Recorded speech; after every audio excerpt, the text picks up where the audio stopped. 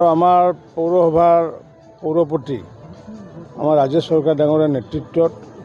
আমাৰ উপসভাপতিয়ে হওক বা প্ৰাক্তন পৌৰপতি বা ৱাৰ্ড কমিশ্যনাৰসকলে হওক বা এক্সিকিউটিভ যি কাৰ্যবাহী বিষয়া আৰু লগতে সম্পূৰ্ণৰূপে ৰাইজৰ সহায় সহযোগত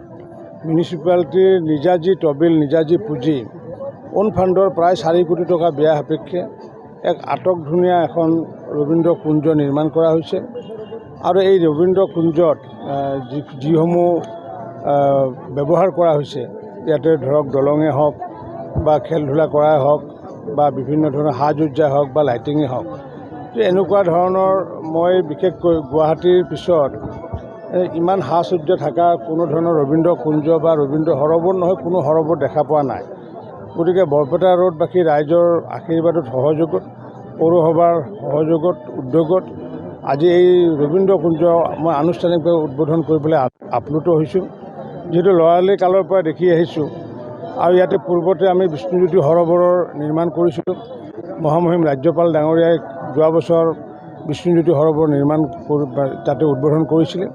আৰু এইটো আজি সমূহ ৰাইজৰ উপস্থিতিত পৌৰসভাৰ উপস্থিতিত আমাৰ যি কেন্দ্ৰীয় যি ৰবীন্দ্ৰ স্মৃতি মঞ্চ তেওঁলোকৰ উপস্থিতিত আজি আমি উদ্বোধন কৰি ৰাইজলৈ উৎসৰ্গা কৰিছোঁ আৰু এই চেগতে মই পৌৰসভাক মই আন্তৰিক ধন্যবাদ জনাইছোঁ যে পৌৰসভাৰ যি তেওঁলোকৰ নিজস্ব পুঁজিৰ এটা সৎ ব্যৱহাৰ কৰিছে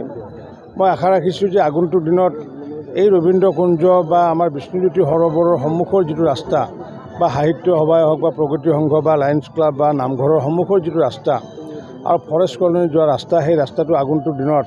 পৌৰসভাক মই আহ্বান জনাইছোঁ যাতে ৱাকিং জোন যাতে কৰে ৰাতিপুৱা ভাগত কিছু সময় আৰু সন্ধিয়াৰ ভাগত কিছু সময় যাতে গাড়ী চলাচল যাতে নিষিদ্ধ কৰি সকলোকে যাতে ইয়াতে ৱাক কৰাৰ সুবিধা দিয়াৰ লগতে সকলোৱে যাতে ৰবীন্দ্ৰ কুঞ্জত পৰিয়াল লৈ যাতে আহিব পাৰে বিষ্ণুজ্যোতি সৰোবৰত যাতে পৰিয়াল লৈ আহি কিছু সময় যাতে তেওঁলোকে ইয়াতে অন্তত 1 ঘণ্টা বা 1.5 ঘণ্টা যাতে বহিব পাৰে সেই পৰিৱেশৰ প্ৰতি লক্ষ্য ৰাখিয়ে ৱাকিং জোনৰ প্ৰয়োজন আছে আৰু ইতিমধ্যে ৰাস্তাটো যিহেতু মই বিধায়ক হৈ থাকোঁতে ইতিমধ্যে নিৰ্মাণ কৰা হৈছিল যদিও সম্পূৰ্ণ হোৱা নাছিল এতিয়া সম্পূৰ্ণ হৈছে গতিকে সেই ৰাস্তাটোৱে ৰবীন্দ্ৰ কুঞ্জৰ সন্মুখৰ ৰাস্তাটো আমি আগন্তুক দিনত ৱাকিং জোন হিচাপে ঘোষণা কৰাৰ কাৰণে আজি পৌৰসভায়ো সিদ্ধান্ত গ্ৰহণ কৰিছে মই ভাবোঁ যে সন্ধিয়াৰ ভাগত বা ৰাতিপুৱাৰ ভাগত সকলোৱে ইয়াতে মৰ্ণিং ৱাক কৰাৰ লগতে সকলো পৰিয়ালৰ সদস্যক লৈ পেলাই যাতে বিশ্বকবি ৰবীন্দ্ৰনাথ ঠাকুৰক তেওঁলোকে শ্ৰদ্ধাঞ্জলি দিব পাৰিব আৰু লগতে বিভিন্ন ধৰণৰ কলাসুলভ ব্যক্তিসকলে ইয়াতে কবিতা লিখাই হওক বা আৰ্ট কৰাই হওক বিভিন্ন ধৰণৰ তেওঁলোকে কাম বা প্ৰতিভা বিকাশ কৰাৰ ক্ষেত্ৰত সহায়ক হ'ব বুলি মই ভাবোঁ মই বিশেষ ধন্যবাদ জনাইছোঁ পৌৰসভাক আপুনি বিচৰা বাতৰি পাব কেৱল নিউজ 18 এপত নিউজ 18 এপ ডাউনলোড কৰিবলৈ স্ক্যান কৰক এই QR কোড